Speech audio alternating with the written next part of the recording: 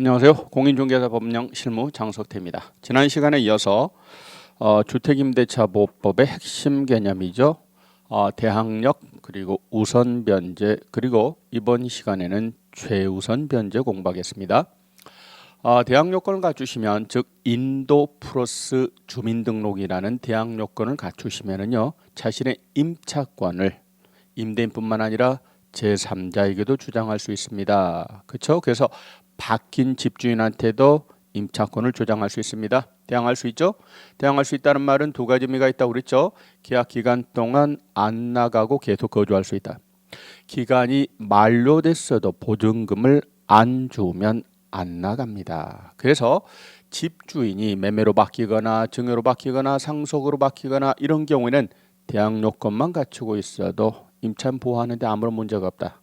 그런데 문제는 경매로 넘어갔을 때다. 경매로 넘어갔을 때는 선순위 담보물권자 등에 대해서는 자신의 임차권을 주장할 수 없다. 대항력이 없다. 그래서 경매에서는 대항요건을 갖췄다라고 해서 무조건 대항력이 있다라고 말하지 않습니다.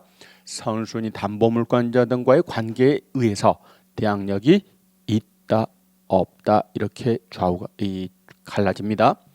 자, 그리고 우선 변제권이라는 개념을 공부했습니다. 대항요건을 갖추시고 임대차 계약서에 확정일자 도장을 찍으시면 나보다 후순위 권리자 기타 채권자보다 우선 변제를 받으실 수 있다. 우선 변제권으로 임차인을 보호했습니다. 자, 그런데 그 두 가지를 보호했지만 그럼에도 불구하고 2% 부족합니다. 가난한 임차인을 보호하는데 한계가 있어요. 무슨 말입니까? 제가 서울시에서 남의 주택을 임차해서 거주하고 있습니다. 제 보증금이 5천만 원입니다. 제가 대항요건을 갖춰놨습니다. 그런데 말입니다. 살던 집이 경매로 넘어갔습니다. 안타깝게도 선순위에 담보물권이 있어서 대항력이 없어요. 나가라 그러면 나가야 되는 상황입니다. 나가야 되는 상황입니다. 자, 근데 안타깝게도 확정일자 도장도 안 찍어놨어요. 그 우선 변제권이 없어요. 또는 확정일자 도장을 찍어놨다고 하더라도 즉 우선 변제권이 있다고 하더라도 나보다 선순위 권리자가 너무 많아요. 두글두글해서 실제 나에게 배당받을 금액이 한 푼도 없다 그 말입니다. 그래서 서울시에서 예컨대 주택을 임차해서 거주하는 제가 보증금 5천을 다 날리고 한 푼도 회수하지 못한 채 길거리로 앉게 돼 있는 상황입니다. 이렇게 되면 이거는 사회적인 문제가 됩니다. 사회적 약자를 보호할 필요가 있다. 법의 보호를 받지 못해서 대항력을 주장하지 못한다. 또 우선 변제권이 없거나 있어도 후순위여서 보증금을 회수하지 못한다. 이런 자들을 특별히 보호할 필요가 있다. 그래서 만들어진 개념이 뭡니까? 최우선 변제예요. 최우선 변제는 누구한테 인정하냐면 가난한 임차인한테만 인정합니다. 부자들한테는 인정하지 않습니다. 자, 최우선 변제를 주장하시려면 일단 대항요건을 갖추셔야 됩니다. 대항요건은 인도 플러스 주민등록이라고 했죠. 대항요건을 갖추셔야 되고요. 소액 임차인이어야 됩니다. 지금 대항요건은 인도 플러스 주민등록은 가장 중요한 핵심 요소입니다. 대항력을 주장하려고 하더라도 대항요건을 갖추셔야 되고 우선 변제권도 마찬가지입니다. 대항요건 갖추시고 확정일자 도장을 찍어야 됩니다. 최우선 변제도 대항요건을 갖추시고 소액 임차인의 범위에 들어가야 돼요. 자, 그래서 제가 보증금 5천만 원인데 길거리에 앉게 됐습니다. 가난한 사람에 대해서는요 자신의 보증금 중 일정액 그렇습니다. 비가 새는 방 한 칸이라도 장만할 소액의 보증금에 대해서는 담보물권보다 우선하여 변제받을 수 있도록 하자. 이게 바로 최우선 변제입니다. 아무에게나 인정되지 않습니다. 보증금 규모가 가난한 사람에 대해서 인정됩니다. 자, 그자에 대해서 그자의 보증금 중 일정액입니다. 비가 새는 방 한 칸 장만할 정도의 일정액에 대해서는 최우선 변제가 인정되는 겁니다. 그러면 가난한 사람의 범위가 지금 우리 인문세는 안 나와 있습니다만 소액 임차인의 범위는 지금까지 몇 차례 바뀌어왔습니다. 쭉 바뀌었습니다. 지금 가장 최근 거는 2014년 1월 1일 이후에는 자 대표적으로 서울시 기준으로만 말씀드리겠습니다. 이 지역에 따라서 소액 임차인의 범위와 보호 금액이 달라요. 서울특별시, 괌 1억 제권역, 그리고 광역시, 안산, 용인, 김포, 광주시, 그리고 그 밖의 지역에 따라 소액 임차인의 범위와 보호 금액이 다릅니다. 대표적으로 이 책에는 지금 없으니까 서울시 기준으로만 따지면 서울시에서는 2014년 1월 1일 이후에는 9,500 보증금이 9,500 이하인 임차인을 소액 임차인이라고 따져요.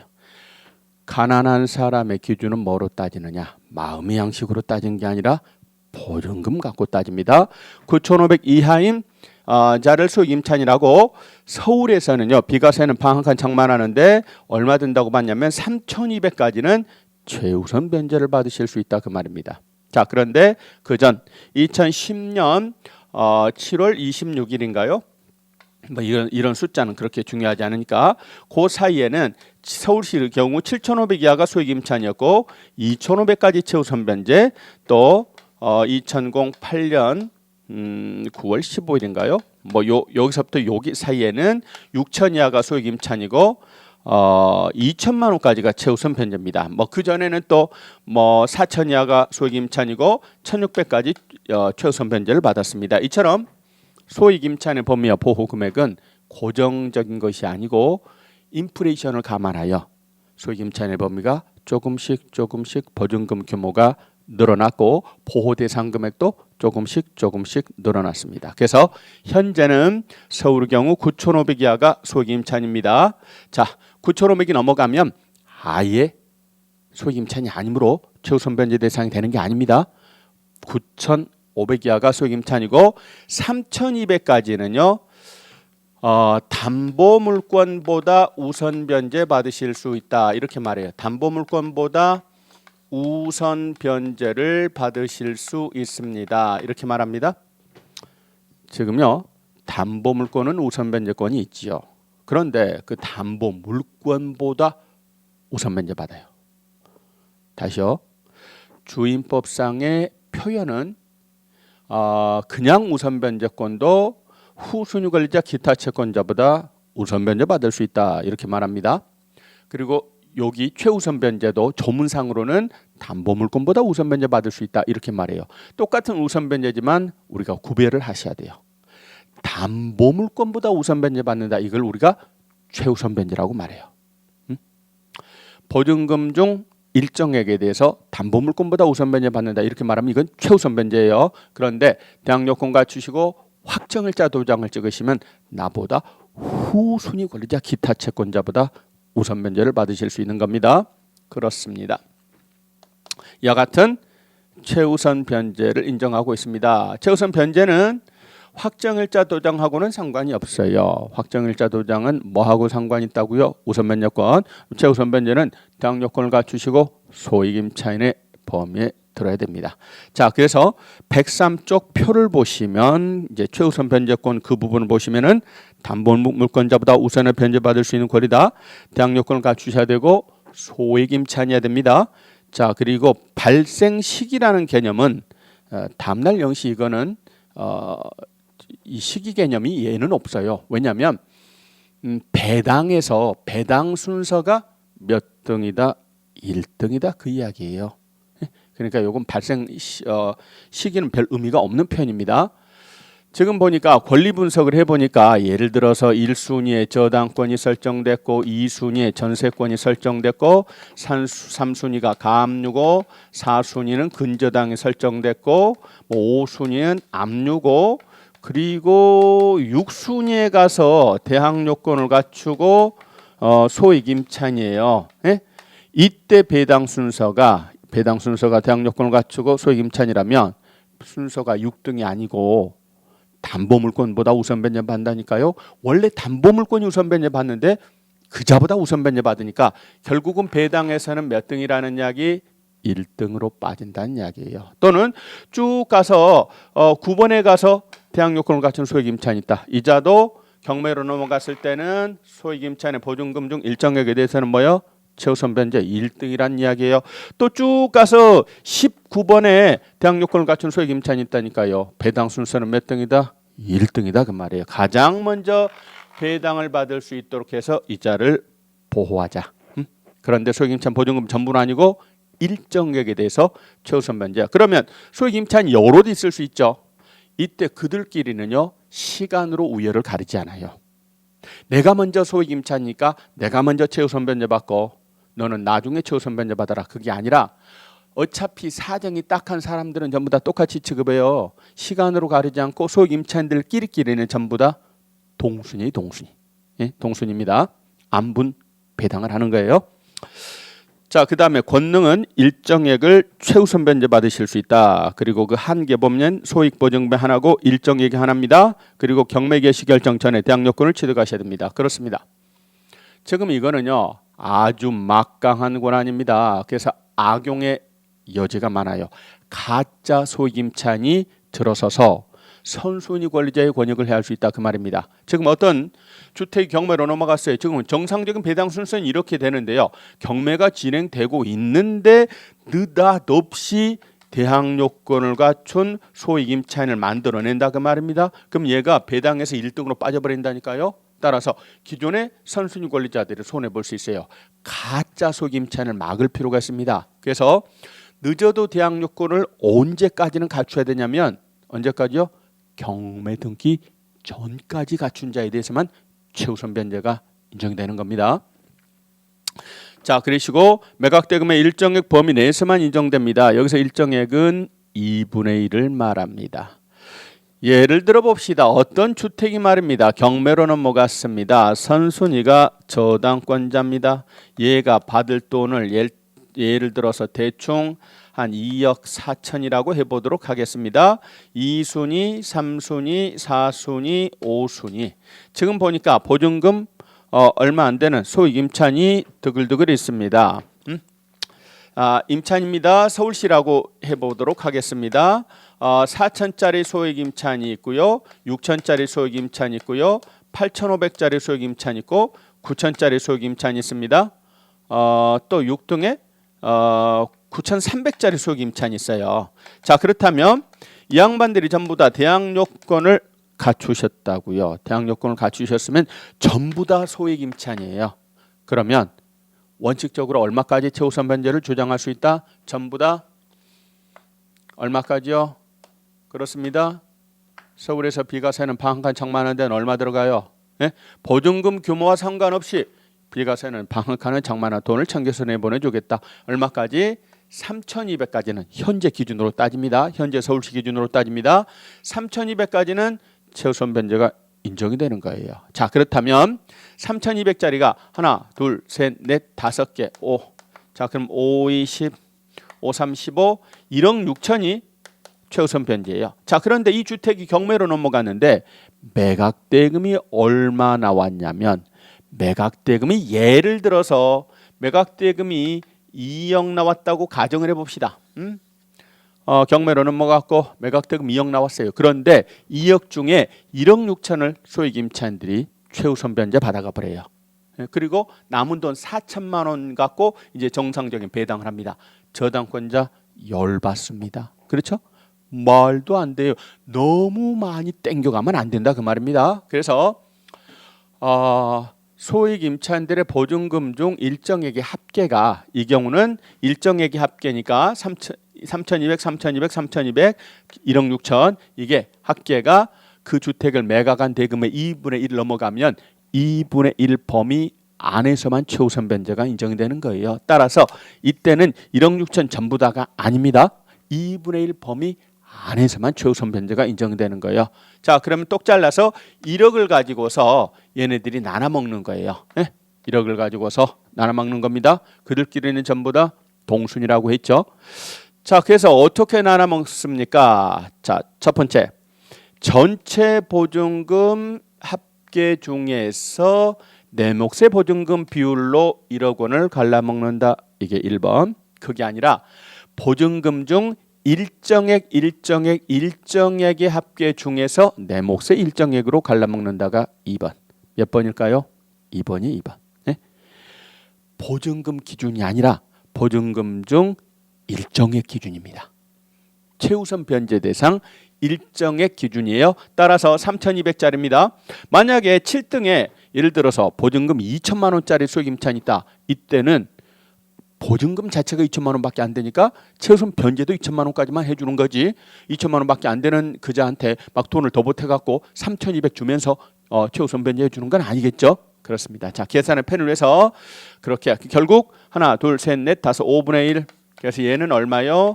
2천만 원을 최우선 변제 받으실 수 있다 그 말입니다. 2천만 원을 최우선 변제 받으실 수 있습니다.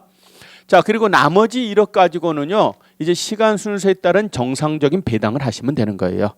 정상적인 배당을 합니다. 자, 그러면 약간 제가 조건을 한번 바꿔볼게요. 저당권자가 지금 받을 금액이 얼마냐면 예를 들어서 6천만 원이라고 지금 조건을 바꿔볼게요. 6천만 원이라고 해보도록 하겠습니다.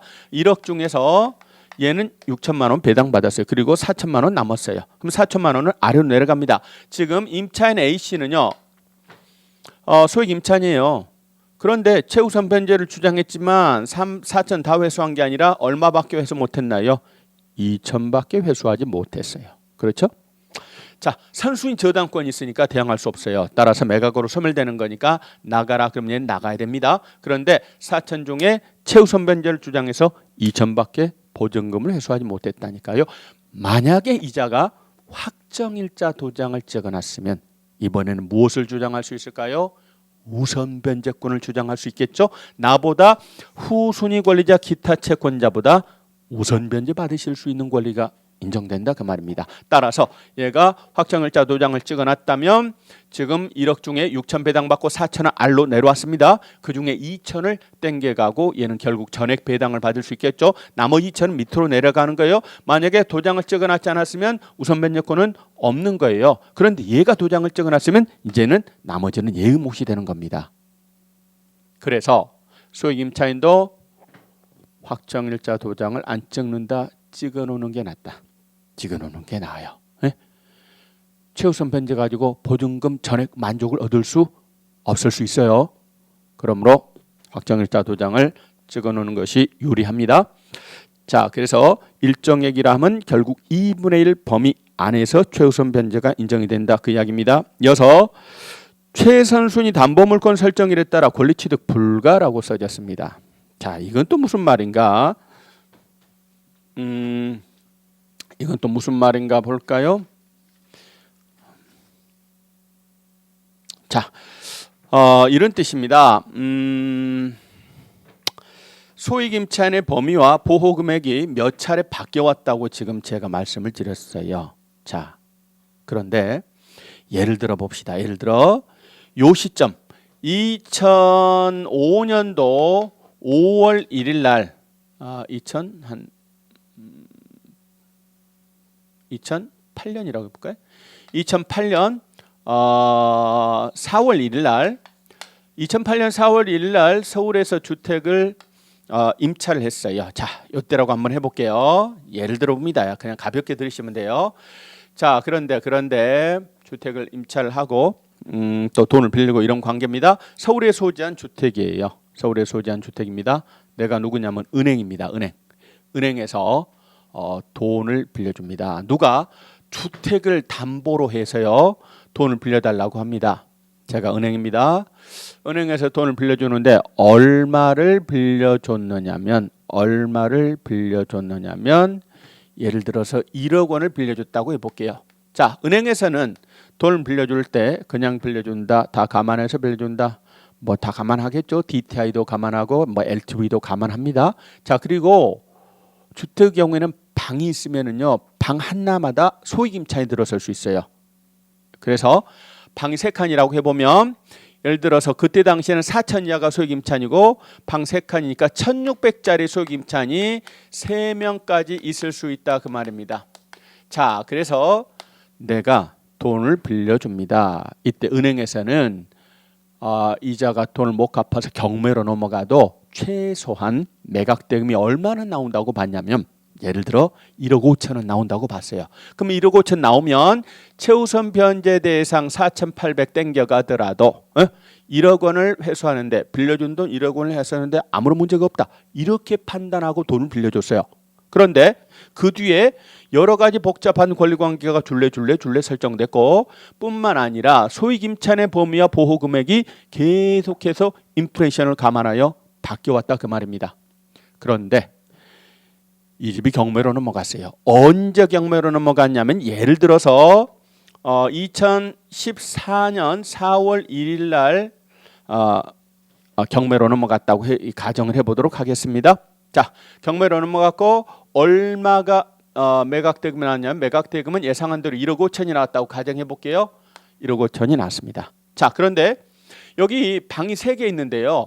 임차인 3명이 있다라고 합니다. 그래서 예를 들어서 9천만 원짜리 임차인이 3명이나 있어요. 그래서 9천만 원이나 되는 임차인이 소액 임차인하고 주장하면서 최우선 변제를 받아갑니다. 그래서 그때 당시는 얼마냐면 3,200짜리가 예를 들어서 3명. 그러면 얼마입니까? 326, 339, 9,600. 그래서 1억 5천 중에서 9,600 거의 1억 가까이를 만약에 얘가 땡겨갔다고 해봅시다. 그러면 선순위 저당권자는 좀 억울하지 않나요?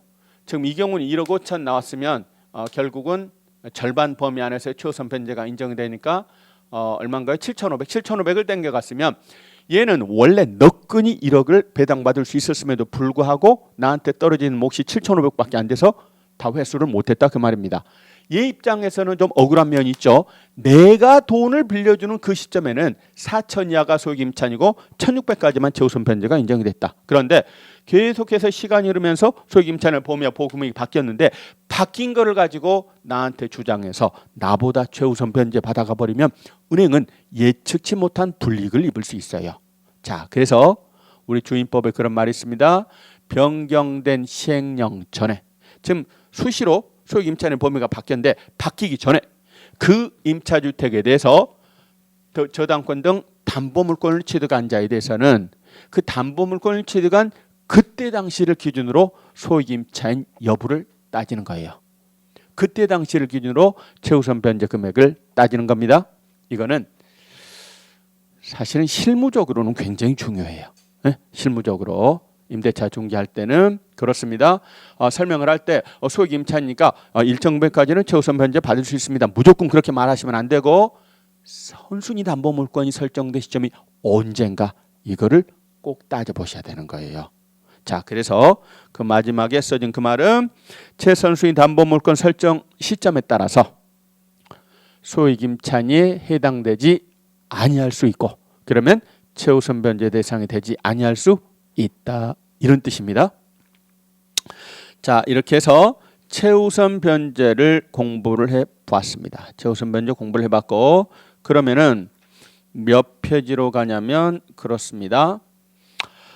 지난번에 대항력 공부를 제가 했는데 마저 조금만 더 해보겠습니다. 거기 108쪽 가서 보면 대항력과 우선 변제권의 비교라는 파트가 있어요. 108쪽에 가서 보면 대항력과 우선 변제권의 비교라고 되어 있습니다. 이미 아신 것처럼 대항력은 항상 일반 매매세의 대항력과 경매세의 대항력을 구분하셔야 돼요. 매매 등에서는 대항 요건만 갖추면 임차인을 보호하는데 문제가 없다고 그랬어요. 근데 경매로 넘어갔을 때는 선순위 담보물권과의 관계를 따져보시라고 그랬어요. 그래서 선순위 담보물권 등보다 앞서 대항 요건을 갖췄으면 대항력이 있다. 뒤에 갖췄으면 대항력이 없다. 나가라 그러면 나가야 됩니다. 지금 보니까 예를 들어 봅시다. 권리 분석을 해보니까 1순위에 대항 요건을 갖췄어요. 확정일자 도장을 찍었습니다. 2순위에 근저당이 설정됐습니다. 3순위에 대항 요건을 갖추고 확정일자 도장을 찍었습니다. 자, 그렇다면 지금 선순위 임차인 A씨는요. 무슨 권리가 있는가 볼까요? 자, 먼저 경매로 넘어갔어요. 저당권보다 선순위고 대항 요건을 갖췄다니까요. 대항 요건 인도플러스 주민등록인데 근저당보다 선순위예요. 이때는 대항력이 있다 이렇게 말하죠. 이 양반은 대항력만 주장할 수도 있습니다. 내가 이 집에 살아보니까 이 집이 좋아. 그런데 살던 집이 경매로 넘어갔어. 난 그냥 계속 살 거야. 배당 요구 등을 하지 않고 그냥 대항력만 주장하시면 돼요. 그러면 바뀐 집주인한테 자신의 임차권을 주장하시면 되는 겁니다. 자, 그런데 이 양반이 보니까 소위김찬이에요. 소위김찬. 예? 소위김찬입니다. 보증금이 얼마 안 되는 소위김찬이라고요. 대항 요건도 갖추시고 소위김찬이에요. 그러면은 이 양반이 뭐를 주장할 수도 있나요? 최우선 변제를 주장할 수도 있어요. 그렇죠? 네. 최우선 변제를 주장할 수 있습니다. 아니야, 나 이 집에 안 살 거야. 재수 없어. 경매로 난망가하는 거 보니까 재수 없다. 그냥 나갈 거야. 네? 그래서 배당 요구를 합니다. 대항 요건 갖추시고 소위김찬이면 최우선 변제를 받으실 수가 있어요. 근데 만에 하나 최우선 변제를 주장했음에도 불구하고 예를 들어서 보증금을 회수하지 못한 부분이 있다라면 그때는 뭐를 주장하시면 되냐면 만족을 얻지 못한 금액에 대해서는 대항력을 주장하시면 돼요. 안 주면 안 나가는 거예요. 네? 자, 뿐만 아니라 이 양반이 뭐도 해놨냐면 확정일자 도장도 찍어놨어요. 그렇다면 그 최우선 변제를 주장할 수 있고 아예 그냥 귀찮으면 그냥 우선 변제를 주장할 수 있고 또는 최우선 변제를 주장했는데 만족을 얻지 못한 금액에 대해서는 우선 변제를 주장하셔도 됩니다. 자, 그래서 이 양반이 대항 요건 갖추시고 도장을 찍었으니까 나 이 집에서 나갈 거야. 우선 변제 주장할 수도 있습니다. 그런데요. 우선 변제를 주장했습니다만 그렇다고 전액을 배당받는다는 보장은 없습니다. 왜냐하면 예를 들어서 대항 요건은 5월 1일 날 갖췄어요. 그리고 근저당은 5월 3일 날 설정됐어요. 그런데 도장은 5월 15일 날 찍었어요. 그렇다면 우선 변제권은 모두 다 갖춘 때 발생하니까 5월 15일부터 우선 변제권 인정되는 거니까 5월 3일 근저당보다 후순위가 돼요. 그런데 대항 요건은 일찍 갖췄으니까 대항력은 있다예요. 대항력은 있는데 도장을 늦게 찍어서 배당 순서는 얘가 1등, 얘가 2등 이렇게 밀릴 수도 있다 그 말입니다. 그래서 도장을 늦게 찍는 바람에 우선 변제권이 밀려서 전액 배당받지 못했다. 배당받지 못한 금액에 대해서는 뭐를 주장하시면 돼요? 여전히 대항력을 주장하시면 돼요. 근데 문제는 이 후순입니다. 얘는요. 어떻게 해요? 매각으로 소멸돼요. 나가라 그러면 나가야 돼요. 나가야 됩니다. 그런데 만약에 도장을 찍었으면 무엇을 인정된다? 우선 변제권 뿐만 아니라 얘가 소액 임차인이라면 뭐도 인정되고 최우선 변제도 인정돼서 임차인을 보호하자 뭐 이런 취지입니다. 그래서 대항력과 우선 변제권은 성격이 다른 개념이라는 거 이해를 하시기 바랍니다. 자, 이어서 7번 대항력권의 유지하고 관련해서는 요거는 조금 제가 말을 좀 정리해 볼 필요가 있습니다. 지금 보니까 대항력권은 우선 변제 등을 받으시려면 대항력권이 유지가 돼야 돼요. 결론은 언제까지냐면 행사될 때까지는 유지가 돼야 됩니다. 근데 여기 보면 뭐라고 써졌냐면 이런 말이 써졌습니다. 취득시만 구비하면 족한 것이 아니고 배당 요구 종기인 경락기일까지 계속 존속하고 있어야 됩니다. 언제까지요? 경락기일까지 계속 존속하고 있어야 됩니다. 이렇게 말하고 있는데 이게 옛날에 민사소송법에서는 그랬어요. 근데 지금은 민사집행법 체제로 바뀌면서 이거 좀 바뀌었어요. 경락기일까지가 아니라 지금은 배당 요구 종기가 언제냐면 과거에는 경락기일까지만 배당 요구를 하시면 됐어요. 경락기일 요즘 말로 낙찰기일까지만 배당 요구하시면 됐거든요. 그런데 민사집행법으로 가면서 이게 문제가 많다 그래서 배당 요구 종기를 아예 법원에서 날짜를 잡아서 공고를 해줘요. 그래서 그 날짜까지 배당 요구를 하시면 되는 거예요. 예? 법원에서 날짜를 잡아줍니다. 그날까지 배당 요구하시는데 그 배당 요구 종기까지는 그렇습니다. 대항력이 유지가 돼야 돼요. 이게 좀 바뀌었으니까 민사집행법이 시행이 되면서 자 그래서 처음에 경락허가 결정이 취소되어 신경매를 했거나 또는 재경매를 했습니다. 이때 배당 요구 종기인 경락기라면 마지막 경락기를 말한다 이렇게 써졌는데 자 정리하면 이렇게 이해하시면 돼요. 지금 우선 변제, 최우선 변제 주장하시려면 공통 요건이 뭐라고 그랬어요? 우선 변제, 최우선 변제를 주장하시려면 대항 요건을 갖추셔야 돼요. 예? 대항력, 우선 변제, 최우선 변제 공통 요건은 인도프로스 주민등록입니다. 이게 언제까지 유지가 돼야 되느냐 하는 거예요. 언제까지? 언제까지? 가볍게 그냥 들으시면 됩니다. 언제까지 유지가 돼야 되느냐? 법원에서 경매 개시 결정을 내렸어요. 법원에서 배당 요구를 할 수 있는 그렇습니다. 배당 요구의 종기 마지막 기한을 법원에서 결정을 하고 이를 공고를 합니다. 자, 보통은 언제로 잡냐면 첫 매각기일, 첫 매각기일은 1회차 입찰기일 말합니다. 첫 매각기일 전으로 날짜를 잡아줘요. 예를 들어서 뭐 5월 20일이다라고 법원에서 날짜를 잡아주면 늦어도 이날까지는 배당 요구를 하셔야 돼요. 자, 이때 대항 요건은 언제까지 유지가 되냐면 언제까지요? 배당 요구 종기까지는 유지가 돼야 돼요. 네? 이때까지 유지가 되고 나서는 방배에서 이사 가더라도 원칙적으로 우선 변제가 인정이 돼요. 근데 이 전에 이사 가버리면은요 우선 변제, 최우선 변제 인정이 안 돼요. 네? 배당 요구 종기까지는 유지가 돼야 됩니다. 근데 현실적으로는 이때뿐만 아니라 현실적으로는 언제까지? 돈 받을 때까지, 내 손에 돈 들어올 때까지는 유지하셔야 돼요. 왜냐하면 배당 요구 종기까지는 대항력을 유지했어요. 그런데 말입니다. 배당 요구 종기가 연기될 수도 있거든요. 예를 들어서 뭐 7월 15일로 연기가 될 수도 있거든요. 그런데 그 사이에 만약에 방배에서 이사가 버리면은요 우선 변제권 인정되지 않아요. 또는 경매가 진행이 됐어요.